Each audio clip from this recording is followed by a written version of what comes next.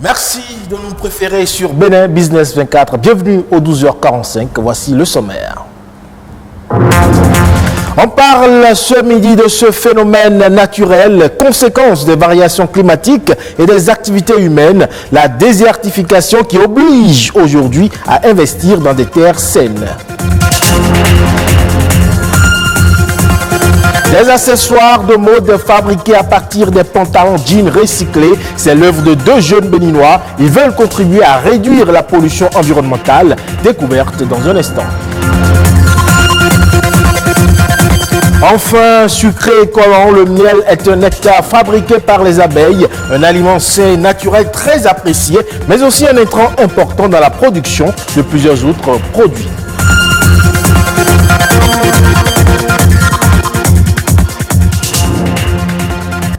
Bienvenue à vous si vous nous rejoignez. On démarre par cette brève. Vous le savez, ce 20 juin, c'est la journée mondiale des réfugiés. Un jour choisi par les Nations Unies pour attirer l'attention du monde entier sur les personnes qui sont en migration autour de la planète. Cette journée met à l'honneur la force et le courage des personnes qui ont été contraintes de fuir leur pays d'origine pour échapper à un conflit ou à la persécution. Cette journée est aussi une occasion de susciter l'empathie et la compréhension à l'égard de la situation difficile que connaissent les réfugiés et de souligner leur capacité à résister aux épreuves et à reconstruire leur vie. Le thème de cette année, faut-il le rappeler, est « Ensemble, on se soigne, on apprend et on rayonne ».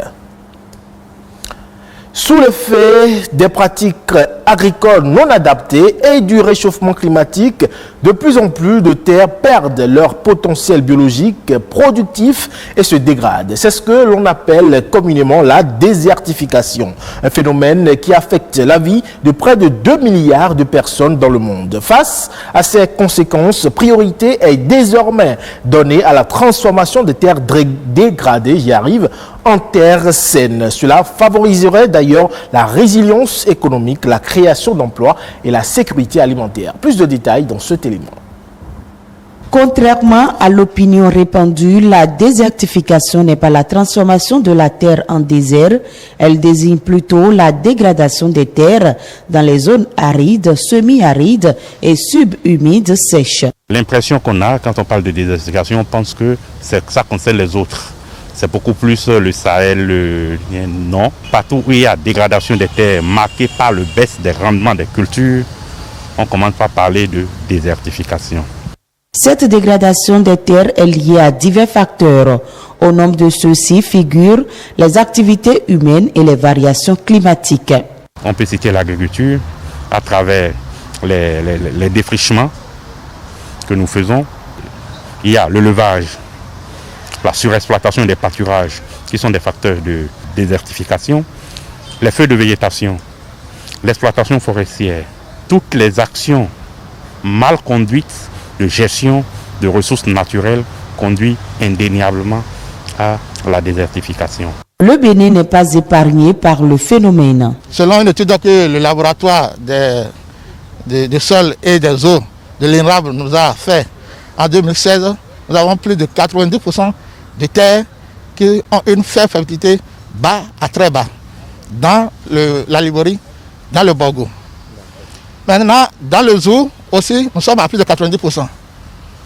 Et c'est un peu dans la région des collines que la situation est moindre, mais là, nous avons les sols qui ont de très basses fertilités qui sont à 60%. Selon les scientifiques, la désertification prend une ampleur croissante et est jugée assez inquiétante. Quand le sol a une fertilité basse, automatiquement le rendement de la culture, malgré les investissements, est bas. Nous allons aggraver la pauvreté, nous allons aggraver la situation alimentaire et nutritionnelle de la population agricole et on va se retrouver en insécurité. Et pourtant, ce phénomène n'a rien d'irréversible. Des solutions existent. On doit utiliser les intrants chimiques, mais à un niveau minimum.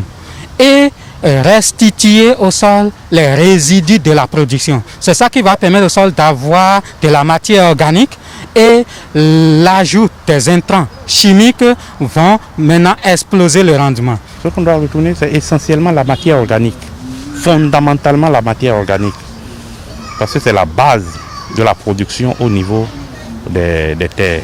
Un appel à un changement de comportement vis-à-vis des principaux facteurs de désertification et de dégradation des terres.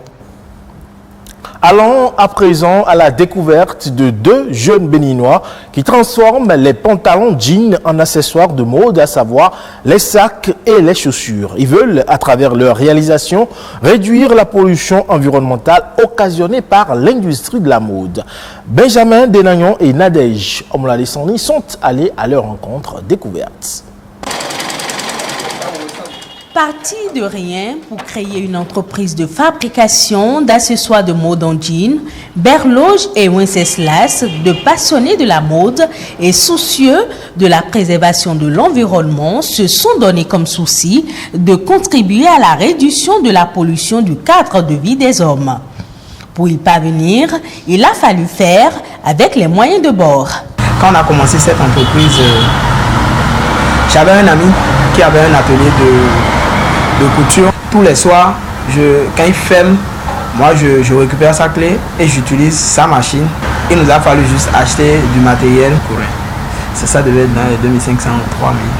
Un truc du genre. C'est vraiment comme ça qu'on a commencé, mais après il y a eu de l'investissement et il y a eu des gens qui ont cru en nous, qui nous ont beaucoup aidés.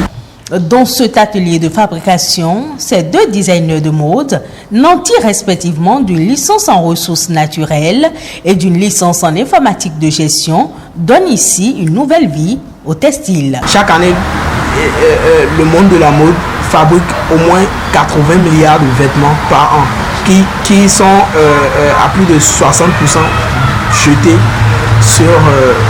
dans la nature, et tout simplement, et ça entre vraiment dans le processus de la pollution et de la détérioration de l'environnement, que ce soit du jean, du cuir, des draps, des tapis de sol, des couettes. Nous recyclons vraiment un tas de choses pour faire tout ce que nous faisons. Pour disposer de la matière première, ces jeunes entrepreneurs s'approvisionnent la plupart du temps au marché de friperie de Missebo. Mais ils peuvent aussi compter sur les dons de quelques clients généreux. L'indisponibilité du matériel de travail, notamment les machines adaptées à la maroquinerie, était également un autre obstacle à résoudre. Souvent à l'assemblage, on a ce souci de rigidité. Les matières empilées ensemble deviennent trop rigides pour les machines que nous adaptons. Au début, nous avons vraiment eu du souci d'avoir du matériel de qualité. En dehors du jean, il y a également les fermetures, les boucles, beaucoup de choses qui ne sont pas vraiment sur le marché africain. La jeune entreprise qui fait son chemin ambitionne de trouver des débuts de solutions à plusieurs problèmes. Un projet visant à associer l'informatique à la mode est en cours d'élaboration. Il y a un problème qui se pose actuellement sur les commandes en ligne. Déjà, des fois, vous commandez un truc en ligne et après on vous livre, mais vous n'avez pas peut-être ce que vous voulez ou c'est trop grand. Donc, nous sommes en train de réfléchir à l'interne à trouver des solutions par rapport à ce problème. Trouver une meilleure manière de proposer aux gens de quand même se prendre des vêtements, commander des vêtements en ligne, mais que ce soit des vêtements également sur mesure. Voilà. Pour réaliser leur projet, ces innovateurs, qui se sont connus via les réseaux sociaux, n'hésitent pas à collaborer avec d'autres corps de métier. Il s'agit des développeurs web et même des peintres pour apporter une touche artistique à leurs œuvres. Parlons à présent de ce nectar parfois désigné comme étant le mets des dieux. D'une couleur blonde sucrée, il est obtenu de l'abeille. Vous vous en doutez, c'est bien le miel. Un nectar très prisé sur le marché national et international. Mais au-delà d'être un substitut de sucre industriel et de ses propriétés médicinales, le miel entre dans le cycle de production de bien d'autres produits. Explication ici avec un agroalimentaire. Le miel, c'est un produit qui est vraiment extraordinaire parce qu'il dégage vraiment beaucoup de saveurs et d'identité. Donc je l'utilise essentiellement dans un cake, un gâteau qu'on appelle le pain d'épices.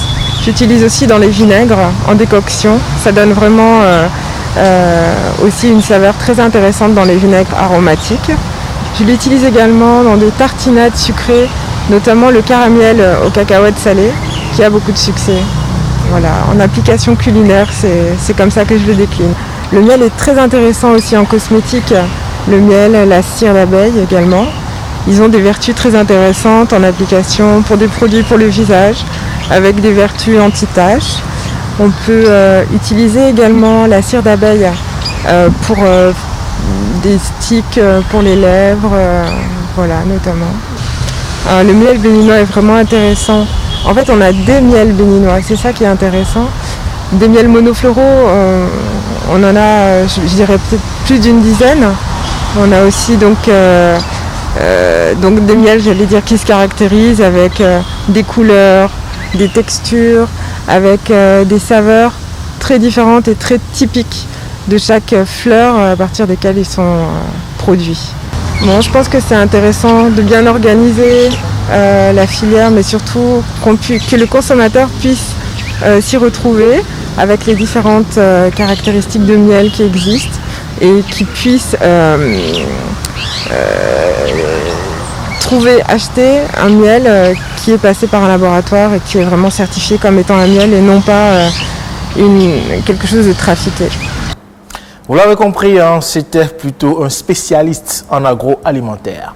Hors de nos frontières à présent, plusieurs centaines d'éleveurs et de négociants venus de tout le Soudan participent au marché d'El Moli, situé à une centaine de kilomètres à l'ouest de Khartoum. La plupart des animaux sont commercialisés pour leur viande, les plus onéreux étant destinés au transport ou encore à la course. Plus de détails ici avec nos confrères de France 24. Dès les premiers rayons du soleil, il y a déjà des centaines de dromadaires. Et avec eux, des centaines d'éleveurs et des négociants venus de tout le Soudan. Venez voir les dromadaires. Le jour du marché est un jour très important. On vient du Darfour, c'est un sacré voyage. Presque un mois à voyager sur nos dromadaires pour arriver ici. Le marché d'El Moli est l'un des plus grands marchés de dromadaires d'Afrique. Ici, il n'y a pas de barrière ni d'enclos, alors les dromadaires ont les pattes entravées pour empêcher qu'ils s'éloignent. Les enchères débutent, un spectacle étonnant. Les hommes se murmurent les prix à l'oreille. Un médiateur fait la liaison entre acheteurs et vendeurs. Compte, vas-y compte, ne t'énerve pas. C'est bon, je vais te donner ta part. Il n'y a aucun document, aucun contrat. Les liasses de billets passent d'une main à l'autre et le ton monte parfois rapidement. Si tu veux compter, compte tout de suite. Si tu prends l'argent maintenant et que tu t'en vas, le marché est conclu, c'est trop tard. Ces négociations musclées font partie du jeu, une sorte de poker menteur où il faut savoir bluffer. C'est une transaction compliquée. Ceux-là, ils viennent de loin, ce sont des bédouins. Et ils ne donnent pas leur confiance facilement. Ici, la plupart des dromadaires sont commercialisés pour leur viande, particulièrement prisée dans la Corne de l'Afrique et au Moyen-Orient. Un marché colossal avec 250 000 bêtes exportées chaque année depuis le Soudan. Cet homme d'affaires est un trader en dromadaires. C'est sa spécialité, il sait comment les choisir. Il faut d'abord regarder ici. Il y a environ 300 kilos de viande. Il faut vérifier chaque partie du dromadaire. Les cuisses, la bosse, son cou. Ce sont les trois parties principales à regarder. Et puis, il faut regarder les jambes aussi, s'il n'y a pas de problème ou de blessure. Mais tous les dromadaires ne sont pas destinés à la consommation. Ils sont aussi vendus pour le transport et même pour la course. Dans ce cas-là, les prix s'envolent et peuvent atteindre plus d'1 million d'euros pour un grand champion. Les dromadaires de course doivent être de la race Bouchari, la meilleure. Ils doivent être affûtés, rapides et avoir un tempérament de gagnant. Depuis toujours au Soudan, les dromadaires font partie de la vie. Les nomades et leurs caravanes ont traversé le pays pendant des siècles. Il faut dire que les dromadaires et les hommes sont de vieilles connaissances. Selon les historiens, leurs destins sont liés depuis plus de 4000 ans. C'est avec ce bel élément que prend fin ce 12h45 que vous pouvez retrouver sur le site de l'ORTB, www.ortb.bj. Portez-vous bien et à très bientôt.